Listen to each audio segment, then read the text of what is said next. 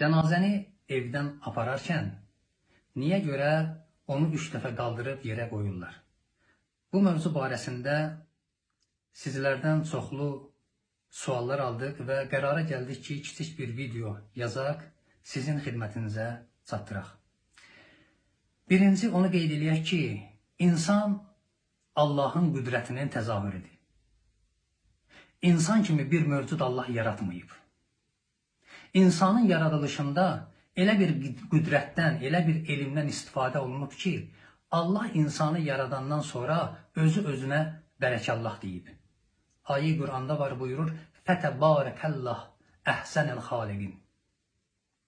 Özü-özünə bərəkallah deyir. Çünki ikinci bir qüdrət olmadığına görə, ikinci bir xaliq olmadığına görə öz yaratdığına o qədər bəyənir ki, özü-özünə maşallah, bərəkallah deyir.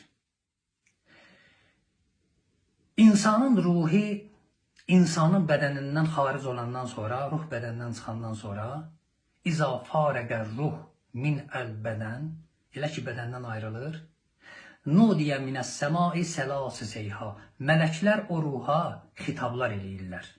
O xitablarda çox dərin muizələr var.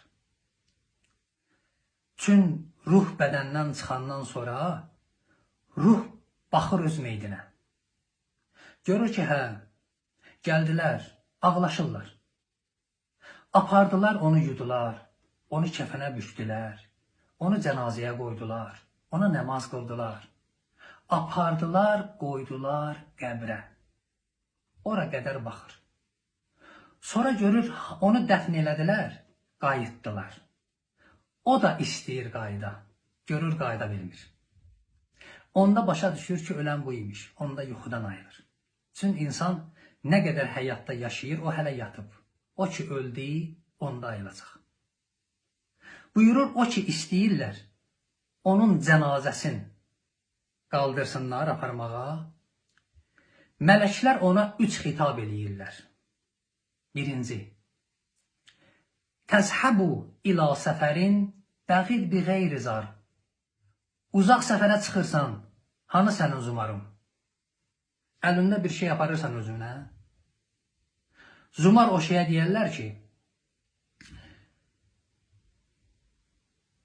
məsələn, bir səfərə gedməmişdən qabaq insan onun hazırlığını görür. Gedirəm bir ölkəyə, orada soyuqdur.